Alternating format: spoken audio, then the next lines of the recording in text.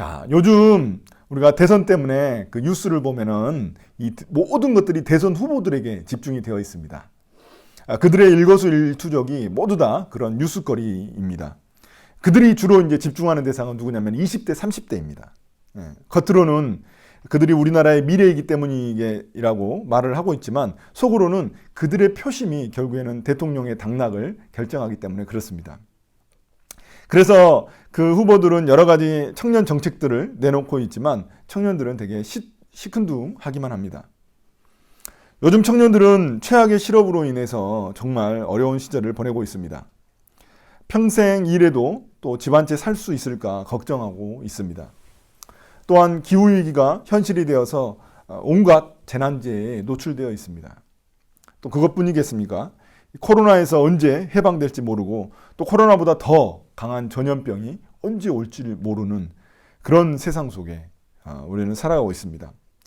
청년들은 미래를 생각하면 너무나 답답하고 불안하기만 합니다. 넷플릭스에서 오징어 게임이나 지옥 같은 그런 영화를 재미있게 보지만 현실인 것만 같아서 이 마음이 불안한 게 사실입니다. 그러니 대선 후보들이 하는 말이 자신들의 귀에 들어올 리가 없습니다. 왜냐하면 그들이 해결해 줄 것이라고 믿지 않기 때문에 그렇습니다. 자, 여러분들, 우리는 어떤가요? 미래를 생각하면 한숨이 나오지 않습니까?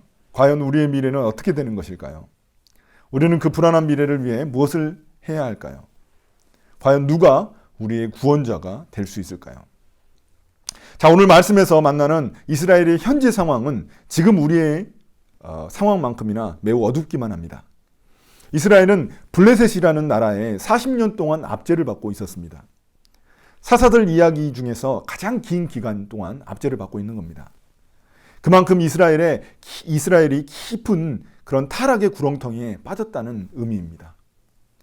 그렇게 된 이유를 성경은 어떻게 이야기하고 있나요? 1절에 보시면 이스라엘이 주님께 악을 저질렀기 때문이라고 말하고 있습니다.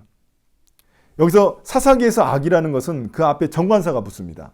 정관사가 붙어서 그 악이라는 것은 우상숭배를 의미하는 겁니다. 계속된 이스라엘의 우상숭배 때문에 하나님은 블레셋이란 나라에 이스라엘을 넘겨주신 것입니다. 앞에서는 이런 상황이 되면 이스라엘은 주님께 부르짖게 되죠. 그리고 주님은 누굴 보내주시나요? 사사, 구원자를 보내주셨습니다.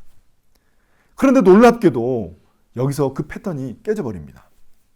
이스라엘은 40년 동안 고통 가운데 그 압제 가운데 있었는데 부르짖지를 않는 거예요. 주님께 부르짖으면 이제 사사를 보내주시는 건데 여기서 부르짖는 내용이 없습니다. 어떻게 된 일일까요? 아마도 그들은 자포자기 상태가 되었거나 아니면 죄에 너무나 무감각해져 버린 그런 상황이 되었던 것 같습니다. 여러분, 우리도 마찬가지입니다. 죄악이 반복되고 습관적인 회개가 반복되면 어느 순간 회개하는 것도 잊어버리게 됩니다. 죄를 저지르고 나서도 양심에 거리낌이 없게 됩니다. 하나님을 찾지 않게 되는 거죠. 그렇기 때문에 우리는 이 작은 죄에도 민감하게 반응해야만 하는 것입니다. 이 정도는 괜찮겠지 할 때 우리는 점점 그 선을 넘어가고 있는 것입니다. 제가 예전에 살았던 그 빌라는 이 화재 경보기가 너무 자주 울리는 거예요. 아마도 누군가 집에서 그 담배를 폈던 것 같아요. 그래서 화재 경보기가 막 새벽에도 울리고 막 밤낮 없이 막 울리는 거예요. 처음에 몇 번 울릴 때는 사람들이 다 놀라가지고 다 튀어나왔어요. 그럼 막 저도 밑에 1층 내려가가지고 저희 집 6층이었는데 5층이었는데 1층 내려가가지고 막 어떻게 하는지 보고 막 그 소방서에 전화해야 되나 어쩌야 되나 이런 생각을 했었어요. 그런데 이제 자주 울리니까 어떻게 되는 거냐면 이제 사람들이 시간이 돼도 안 내려와요. 저만 내려와요. 저만 내려와가지고 저만 이렇게 하고 다시 또 끄고 이렇게 된 거예요. 저는 왜 그랬냐면은 진짜 이게 큰 불이 나면 이거 뭐 어떻게 될 건가 이런 걱정이 돼가지고 그렇게 했는데 마찬가지입니다. 우리가 작은 죄악을 계속 지나치는 것도 이런 상황과 같은 것입니다. 작은 죄를 가만 놔두면은 어느 순간인가 무감각해져가지고 나중에는 우리의 인생 전체가 불타게 되는 것과 같은 것입니다. 여기서 이스라엘이 이 압제 기간 40년이라는 것은 뭐냐면 이 상징적인 숫자입니다. 성경에서는 이런 숫자를 가지고 어떤 상징적인 의미를 많이 전달합니다. 이 40년도 마찬가지입니다. 이 40년은 성경에서 고난의 시간입니다. 우리가 그 이스라엘 백성들도 40년 동안 광야 생활을 하잖아요. 이런 고난의 시간입니다. 미래에 대한 소망이 끊어지고 부르짖을 그런 힘조차 없는 그런 시간입니다. 그런데 성경에서 40년이라는 숫자는 또 기다림을 의미하는 숫자이기도 합니다. 40일, 40년이 흐르고 난 후 하나님은 새로운 일을 시작하십니다. 여러분, 노아의 홍수가 있었을 때 온 인류가 멸망한 후에 40일이 지났습니다. 40일이 지났을 때 이제 다시 새로운 시작이 이루어졌습니다. 또 말씀드린 것처럼 40년 동안 광야 생활을 이스라엘 백성들이 하다가 이제 가나안 땅에 들어가게 된 그 날이 이제 40년 이후입니다. 예수님은 광야에서 40일 동안 금식 기도를 하시고 하나님의 일을 본격적으로 시작하셨습니다. 이처럼 하나님은 40년 동안 블레셋에게 고통당하며 자포자기했던 이스라엘을 포기하지 않으셨습니다. 하나님은 한 가정을 선택하시고 어둠의 시대에 한 줄기 빛을 비춰주십니다. 자, 2절 3절입니다. 그때의 소라 땅의 단 지파의 가족 가운데 마누아라는 사람이 있었는데 그의 아내는 임신할 수 없어서 자식을 낳지 못하였다. 주님의 천사가 그 여인에게 나타나 말하였다. 보아라, 네가 지금까지는 임신할 수 없어서 아이를 낳지 못하였으나 이제는 임신하여 아들을 낳게 될 것이다. 이 마누아라고 불리는 사람의 가정은 결혼한 지 꽤 시간이 흘렀는데도 아이가 없었습니다. 왜냐하면 아내가 불임 상태였기 때문에 그렇습니다. 당시 사회에서 임신은 신의 영역이었습니다. 그리고 축복의 상징이었어요. 다산이. 그러니까 여성에게 불임이라는 것은 신에게 저주받은 걸로 이렇게 여겨졌던 그런 때였습니다. 그래서 불임인 여성은 가정이나 또 사회에서 수치의 대상이었습니다. 어쩌면 오늘 말씀에서 이 여성의 이름조차 등장하지 않는 것을 보면 여러분 찾아보십시오. 여성의 이름이 등장하지 않아요. 남편의 이름만 등장하고. 여성의 이름이 등장하지 않는 것, 이것도 어쩌면 이 여성의 처지와 연관되어 있는 것 같습니다. 반면 그녀의 남편 이름은 등장합니다. 그 이름은 뭔가요? 마노아. 예. 이거는 쉼, 안식이라는 의미입니다. 쉼, 안식. 그런 의미를 가지고 있습니다. 그 당시 고대 사회에서 아이가 없는 가정에 안식, 쉼, 마음의 평화가 있을 리가 없습니다. 그런데 왜 하나님은 이런 마노아라는 이름을 이렇게 갖게 하셨을까요? 하나님은 이런 아이를 낳지 못하는 한 여인의 모습, 그리고 그 여인의 남편의 이름을 통해서 현재 이스라엘의 상태를 보여주고 계시는 것입니다. 희망과 미래가 없는 저주받은 시대, 불임과 같은 시대, 또 절망적인 시대를 이 불임 상태인 한 여인을 통해 드러내고 있으신 것입니다. 또한 이스라엘의 죄악과 블레셋의 괴롭힘 속에 안식이 없는 시대, 쉼이 없는 시대를 마노아라는 이름을 통해 드러내고 계시는 것입니다. 이런 희망과 미래, 안식이 없어서 어둠 가운데 있는 이스라엘에 하나님은 새로운 한 줄기 빛을 비춰주십니다. 하나님은 주님의 천사를 보내 이 불임 여인에게 아이를 주시겠다고 약속하셨습니다.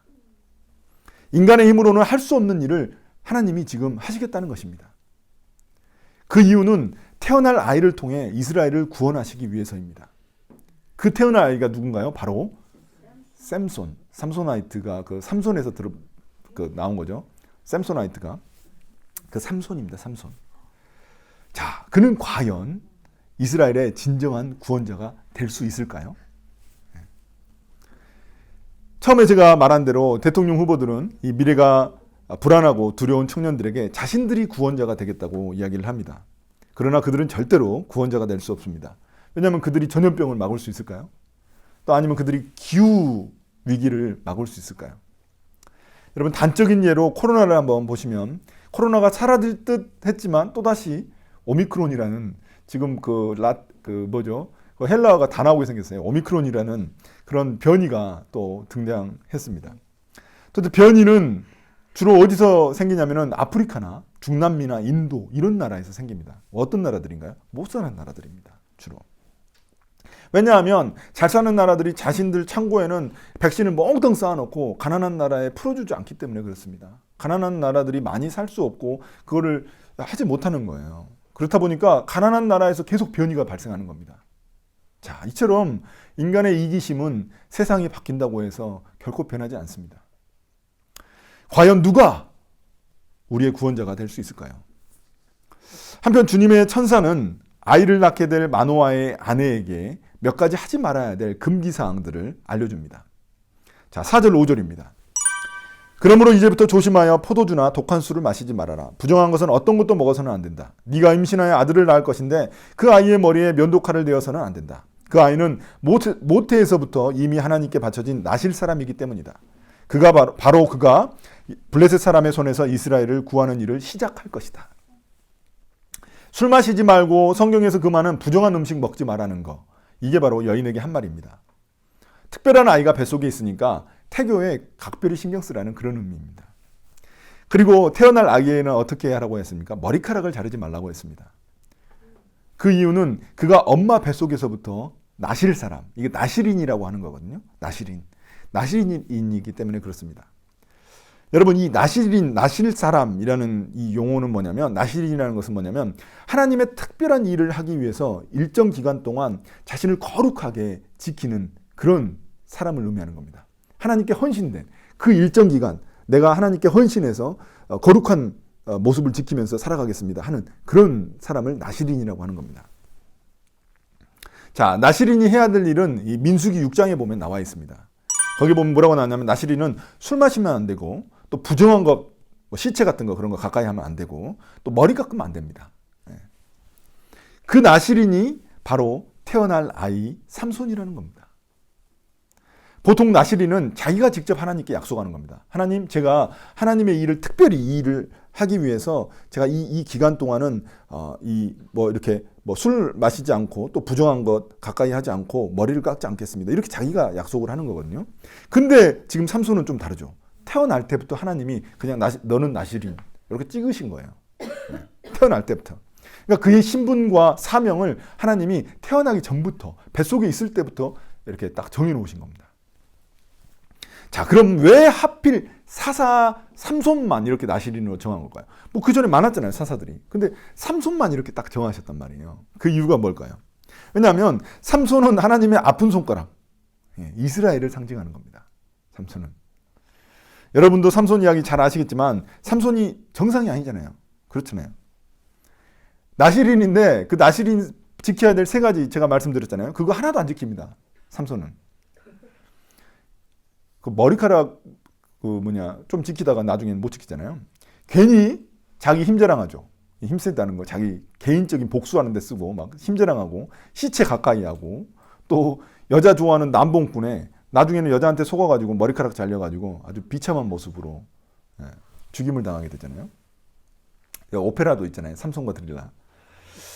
이런 삼손의 삶은 이스라엘의 모습을 적나라하게 보여주는 것입니다. 삼손의 삶이 그냥 삼손의 삶이 아니라 이스라엘의 모습을 은유적으로 보여주고 있는 거예요. 하나님이 거룩한 나실인 삼손을 선택하신 것처럼 이스라엘을 이집트 노예에서 구원해 주셔가지고 하나님의 백성이 되게 하셨습니다. 또한 그들을 광야에서 인도해 주셔서 약속의 땅, 가나안 땅에 들어갈 수 있도록 해주셨습니다. 그런데 그들은 그 땅에서 하나님이 주신 것들을 자랑하고, 또 삼손이 자신의 힘을 자신의 유익을 위해서, 자신의 개인적인 유익을 위해서 썼던 것처럼 이스라엘 백성들도 그 땅에서 하나님이 주신 것들을 자신들의 유익을 위해서만 사용했습니다. 또한 삼손이 여인에게 유혹된 것처럼 지금 이스라엘은 이방신에게 유혹되어서 우상숭배를 하고 있는 겁니다. 그런 이스라엘에게는 뭐가 기다리고 있나요? 삼손처럼 비참한 그 포로가 되는 것과 또 죽음이 기다리고 있다는 것입니다. 그렇다면 우리도 마찬가지입니다. 하나님은 우리를 이 땅에 보내실 때 우리의 정체성과 사명을 미리 정해 놓으셨습니다. 삼손처럼 말입니다. 우리는 이 세상과 구별된 거룩한 하나님의 백성으로서 하나님의 일을 하도록 부르심을 받았습니다. 여러분, 이 세상에 사는 사람들이 다 직업이 다 다양합니다. 그리스도인이라고 해서 똑같이 한 가지 직업만 갖고 있지 않습니다. 그리스도인들은 다 다양한 직업을 가지고 있습니다. 그러나 그들의 사명은 동일합니다. 한 가지입니다. 음악가, 화가, 직장인 모두 하나님이 선택한 하나님의 백성이라면 하나님의 일을 하며 하나님의 영광을 드러내야 하는 그런 동일한 사명을 가지고 있습니다. 어찌 보면 나실인이 하지 말아야 될 이 금기사항들은 되게 사소한 일들입니다. 그렇잖아요. 내가 밥 먹고 마시는 거, 이거 조심하라는 거고, 또 머리 자르는 거, 이거 되게 사소한 일이잖아요. 저는 머리를 2주에 한 번씩 자르거든요. 되게 사소한 일이잖아요. 자주 자르는데, 안 자르는 것 같지만 자주 자릅니다. 사소한 일이에요. 사소한 일인데도 불구하고 그것조차도 하나님의 일이라는 겁니다. 하나님의 영광을 드러내야 한다는 것입니다. 내 삶의 사소한 일도 하나님의 일이 되어야 한다는 것입니다. 예를 들어서 여러분 식기도는 왜 하나요? 식기도를 하는 이유는 우리가 밥 먹는 그 순간에도 하나님을 기억하기 위해서입니다. 하나님이 주신 우리에게 주신 이 풍성한 음식을 통해서 우리가 에너지를 얻고 하나님의 일을 감당하기 위해서입니다. 자, 이제 이 여인은 천사가 자신에게 한 말을 누구에게 전달하나요? 남편에게 전달해 줍니다. 그런데 잘 보시면은 그대로 전달하지 않습니다. 아내가 7절 보시면 아내가 뭔가는 빼먹고 뭔가는 자기가 임의적으로 집어넣었어요. 자, 뭘 집어넣냐면 모태에서부터 죽는 날까지 이런 말은 천사가 안 했습니다. 7절 보시면 7절 마지막 그 부분에 보시면 이 아이는 모태에서부터 죽는 날 때까지라고 했는데 이 말은 천사가 한 말이 아니에요. 그건 자기가 집어넣습니다. 그러니까 자신도 모르는 사이에 삼손의 그 운명을, 삼손의 인생을 예언하고 있는 겁니다. 자신도 모르는 사이에. 그 미래를 예언하고 있는 겁니다. 삼손은 젊은 나이에 죽임을 당하게 되거든요. 여러분 아시다시피. 또 빠진 내용이 있습니다. 이제 빠뜨린 내용이 있어요. 자기가 말 안 한 내용. 그 뭐냐면 삼손의 머리카락을 자르지 말라는 거. 요거 이야기 안 했어요, 남편한테. 그리고 이 삼손이 이스라엘을 구원하는 일을 시작할 거라는 거. 이것도 이야기 안 했습니다. 왜 그럴까요? 왜 이렇게 이야기를 하지 않는 걸까요? 왜냐하면 이 여인의 관심사는 삼손이 이스라엘을 구원하는 거, 이거에 관심이 있는 게 아닙니다. 자기가 아이를 갖게 된다는 것과 그 아이가 나실인이라는 거, 하나님께 바쳐진 아이라는 거, 요거에만 관심이 있는 겁니다. 그러니까 그 말은 남편한테 빼놓고 한 거예요. 정작 중요한 말은 이 아이가 이스라엘을 구원하는 시작점이 될 거라는 거거든요. 근데 그 이야기를 안 하는 거예요. 근데 놀라운 거는 그 남편의 반응이 더 이상합니다. 남편은 어떤가요? 아내의 말을 듣고 주님께 기도를 드립니다. 근데 그 기도 내용이 이런 거예요. 8절 보시면 주님, 우리에게 보내셨던 하나님의 사람을 우리에게 다시 오게 하셔서 태어날 아이에게 어떻게 하여야 할지를 우리에게 가르쳐 주십시오. 천사가 그 아내한테 다 말했어요. 근데 또 다시 기도하면서 자기에게 다 이야기했잖아요. 머리카락 자르지 말라고. 그리고 그 나실인이라고 이야기를 했단 말이에요. 근데 자기에게 다시 또 가르쳐달라고 그 기도하는 거예요. 여러분 율법에 보면 나실인이 뭘 하지 말아야 될 것인지 제가 말씀드린 이 세 가지 하지 말라는 거 정해져 있어요. 근데 남편은 왜 다시 또 그걸 갖다가 기도를 했을까요? 아내 말을 못 믿은 거죠. 믿지 못한 거죠. 자, 더 웃기는 내용은 그 다음 내용이 더 나옵니다. 더 웃기는 내용. 남편 마노아의 기도에 하나님이 응답하셔가지고 천사가 찾아오긴 합니다. 근데 누구한테 찾아와요? 남편한테 안 찾아오고 아내한테 찾아갑니다. 기도는 누가 했어요? 기도는 남편이 했어. 근데 남편한테 안 찾아오고 아내한테 다시 찾아갑니다. 근데 그 남편에게 이제 남편을 다시 데려오잖아요. 그 아내가 남편을 데려오거든요. 그래가지고 천사를 만나게 되는데 그 천사가 남편이 물어요. 어떻게 해야 될 것인지 이 아이를. 그거에 대해서 천사가 해준 말이 뭐예요? 아내한테 똑같은 말 해주는 거야. 새로운 내용이 하나도 없어요. 뭐 남편 니는 어떻게 해라 이런 말이 하나도 없고 아내가 어떻게 해야 될 것만 이야기를 해주는 거예요. 그 아이에게 하는 똑같은 거예요, 그냥. 그러니까 천사는 남편을 싫어하거나 아니면 뭐 무시하는 거겠죠. 아무튼 웃긴 거는 그 천사가 아내한테만 집중하고 있다는 겁니다. 여기서 두드러지는 사람은 남편이 아니라 아내입니다, 아내. 자, 어떤 사람은 그래서 어떤 학자는 이런 이야기도 하죠. 이거에 대해서 여성이 영적으로 더 예민하기 때문에 천사가 여성에게 찾아온 거다, 아내에게 찾아온 거다. 이런 이야기도 합니다. 그래서 여러분 교회에 가면은 여성들이 대부분 있잖아요. 우리 교회도 지금 여성들밖에 거의 없지만 여성들이 영적으로 더 예민하기 때문이다. 이런 이야기를 하는 사람도 있습니다. 그런데 여기서 우리가 꼭 그런 것만은 아닌 것 같습니다. 자, 그럼 왜일까요? 왜 하나님은 이 무명의 이름도 지금 드러나고 있지 않은 이 불임 여성에게 왜 자꾸 찾아오시는 것일까요? 자, 사사기는 전체적으로 이 여성의 역할을 매우 긍정적으로 묘사하고 있습니다. 여러분 그 사사 드보라도 있었잖아요. 여자 사사 드보라. 또 적장 그 시스라를 죽인 여인도 야엘입니다. 이 관자놀이에다가 모습박아갖고 죽이잖아요. 원래는 그 당시에 고대 사회에서 여성은 어떤 개념이냐면 인격체가 아니에요. 여성은 그냥 소유의 개념입니다. 그러니까 아내가 소유의 개념이에요. 심지어 불임 여성이니까 얼마나 그 당시에 가정과 사회에서 무시당하고 천대를 받았을까요? 그러니까 이름조차 등장하지 않는 것이죠. 근데 그럼에도 불구하고 하나님은 남편 놔두고 여인에게만 찾아간다는 것입니다.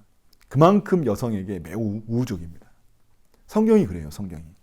그래서 페미니스트들 중에 성경을 많이 인용하는 사람들도 많이 있습니다. 성경에도 그렇다. 여성에게 대해서 우호적이다. 자, 그런데 여기서 중요한 것은 이처럼 어두운 시대일수록 하나님은 시대의 틀을 깨신다는 겁니다. 이 고대 사회에서는 진짜 여성의 역할이라는 게 너무 미미했어요. 그런데도 하나님은 그 틀을 깨시는 거예요. 세상의 편견과 통념을 깨시고 일하시는 겁니다. 통념도 우리의 우상이 될 수 있거든요. 그러니까 이 세상의 편견도 우상이 될 수 있습니다. 하나님은 그것을 깨시고 하나님의 영광을 드러내시는 겁니다. 그걸 통해서. 왜냐하면 그들을 통해서 하나님의 영광이 더 잘 드러날 수 있기 때문에 그렇습니다. 여러분, 우리가 앞에서 보셨잖아요. 사사, 왼손잡이 에웃, 그리고 소머리꾼, 삼갈, 막대기 요거 사용하시고, 또 창녀의 아들 사용하셔가지고 구원의 도구로 사용하시잖아요. 입다가 창녀의 아들인데 그걸 구원의 도구로 사용하시잖아요. 이제는 이름도 나타나 있지 않는 불임 여성을 하나님의 도구로 사용하시는 것입니다. 그래서 자기가 가진 능력이 많다고 우리가 교만할 이유도 없고, 또 자신이 가진 능력이 적다고 해서 주눅들 필요도 없습니다. 왜냐하면 하나님은 쓰시고자 하는 사람을 쓰시기 때문에 그렇습니다. 어찌 보면 삼손만큼 하나님이 쓰시기에 자격이 없는 사람이 또 없습니다. 여러분, 삼손은 제가 말씀드린 대로 나시린으로 태어났지만 개망나니 삶을 살았어요. 완전히. 진짜 개망나니의 삶이었어요. 여러분, 삼손이 되게 드라마나 영화, 오페라까지 만들어졌잖아요. 그만큼 삼손 이야기에는 너무나 다양한 요소들이 많이 들어가 있어요. 코미디도 있고, 유머도 있고, 또 에로도 있죠. 에로물도 있고, 또 폭력도 있고, 별의별 거 다 들어가 있는 거죠. 그러니까 이게 주로 많은 그런 드라마나 영화의 그런 재료로 사용했던 것이죠. 그런데 그런 망나니의 삶을 산 삼손이지만 그럼에도 불구하고 하나님은 그를 구원자로 사용하셨습니다. 마지막에 그 삼손이 확 무너뜨려가지고 다 죽이거든요. 힘으로 으악 해가지고 다 죽이거든요. 주님은 인간의 어리석음, 또 인간의 죄악, 그런 거 다 아시죠. 그런데 주님은 그런 인간의 어리석음과 죄악보다 하나님의 구원 의지가 더 강하신 분입니다. 하나님의 구원 의지가 더 강한 거예요. 그렇기 때문에 이스라엘을 구원하시는 것입니다. 자, 그럼 여기서 마지막으로 다시 한 번 더 묻겠습니다. 과연 누가 우리의 구원자가 될 수 있을까요? 대통령이 우리의 구원자, 메시아가 아닙니다. 그래서 정치에 어느 정도 관심을 갖는 것은 우리에게 중요한 일이죠. 정치가 우리의 삶에 많은 영향을 미치니까. 그럼에도 불구하고 그리스도인으로서 너무나 과도한 관심을 갖는 것은 잘못된 것입니다. 그들이 마치 세상을 구원할 메시아처럼 보면 안 되는 것입니다. 그들이 결코 우리의 메시아가 될 수 없다는 사실을 우리 그리스도인들은 반드시 기억해야만 합니다. 우리의 유일한 구원자는 오직 예수 그리스도뿐입니다. 삼손은 그런 예수님의 그림자에 불과합니다. 그러니까 이 사사기에 나오는 사사들은 예수 그리스도의 그림자예요. 구원자. 그러니까 그들은 불완전하죠. 부족하죠. 그런데 그 모습을 통해서 우리가 예수 그리스도를 더 기다리게 만드는 겁니다. 그런 역할을 하고 있는 거예요. 삼손은 이스라엘의 진정한 구원자, 메시아를 기다려야 하는 강력한 이유를 제공하고 있는 것에 불과합니다.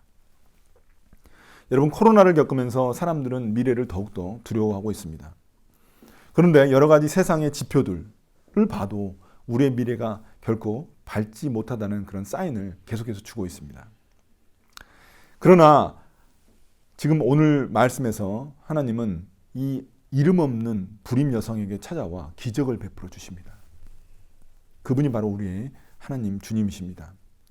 이스라엘은 정말 이 40년 동안의 압제로 인해서 부르짖을 힘조차 없는 상태였지만 주님은 아직도 주님은 그 이스라엘 백성들을 포기하지 않으셨습니다. 그런데 지금 우리는 최소한도 부르짖을 힘은 가지고 있다는 것입니다. 우리가 주님께 부르짖을 때 주님은 우리에게도 이 긍휼을 베풀어 주실 것입니다. 제가 여러 번 여러분들한테 그 예로 들었던 적이 있었는데, 존 버년의 이 철로 역정에 보시면 절망 거인이 등장하고 그 절망 거인의 부인 이름이 자포자기잖아요. 그 절망거인과 자포자기에게 붙잡힌 크리스찬이 그 천성을 향해 가는 하나님의 도성을 향해 가는 그 크리스찬이 처음에는 이 절망거인의 감옥에 갇혀가지고 되게 좌절합니다. 계속 절망거인이 너 자살해 막 그러거든요.